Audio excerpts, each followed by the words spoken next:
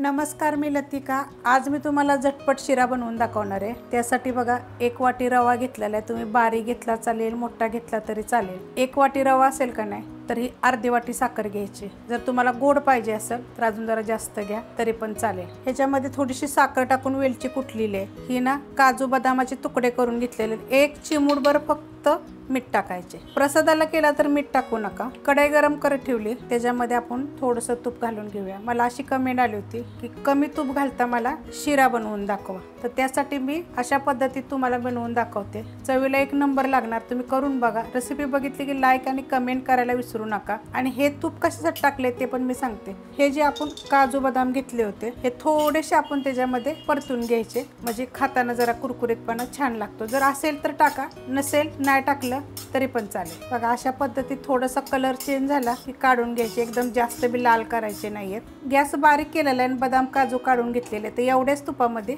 आपल्याला हे भाजून घ्यायचे।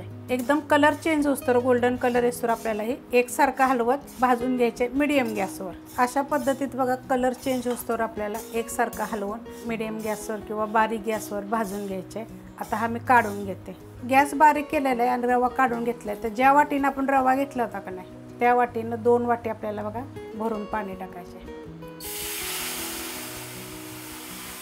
1 वाटी टाकलेली, ही दुसरी वाटी टाकलेली। आता ह्यात तुम्ही हे पण करू शकता, 1 वाटी पाणी 1 वाटी दूध पण टाकू शकता। आता ह्याच्यामध्ये वेलची आपण कुटून घेतलेली 2 वेलच्या मी कुटून घेतलेल्या आहेत आणि एकदम चिमूटभर मीठ टाकायचं, जास्त नाही टाकायचं। आणि हे आता आपण चांगलं उकळून देऊया। चांगलं उकळून द्यायचं पाणी आणि गॅस बारीक एकदम करायचा। आणि त्याच्यामध्ये बघा आरामशीर होता एकदम, कधी कधी असा उकळून बाहेर येतो असा। आता गॅस बारीकच आहे आपला, मी हलवून घेतलेलं आहे चांगलं। आता आपण ह्याच्यावर 2 ते 3 मिनिटासाठी झाकण ठेवूया। झाकण काढून घेऊया। बघा अशा पद्धतीत होतो, मस्तपैकी असा फुगतो एकदम। आता आपण ह्याच्यामध्ये साखर टाकायची। तर साखरचं तुम्हाला प्रमाण सांगितलेलं आहे, 1 वाटी घेतली तर गोडीप्रमाणे टाका। तर ह्याच्यामध्ये ना आपण तूप टाकायचे, तर आपण ही 2 चमचे तूप टाकणार आहे। कमी तुपामध्ये मला हा दाखवायला सांगितलेला।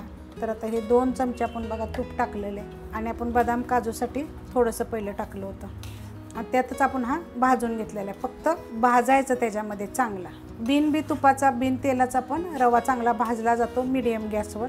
आता हे पूर्णपणे आपण मिक्स करून घेऊया आणि गोड बघून मी आता साखर टाकणार आहे, जास्त गोड नाही खाणार आमच्यात कोणी। मिक्स करून घेतले बघा साखर टाकल्यानंतर। आता ह्याच्यामध्ये हे बदाम काजू जे आपण टाकले होते ना तुपामधून भाजून काढलेले आणि ही राहिलेली बघा एवढी साखर, ह्यातली हे सगळे साखर टाकून घेते आणि हे मिक्स करायचं। गॅस आपला बारीक आहे, अजून पण मी गॅस बघा वाढवलेला नाही आहे बिलकुल बी। राहिलेली साखर टाकल्यानंतर बघा हे मिक्स करून घेतलेलं आहे। तर असं पसरून घ्यायचं, चमच्याचं मी सगळं काढून घेते आणि आपला अजून पण गॅस बारीकच आहे।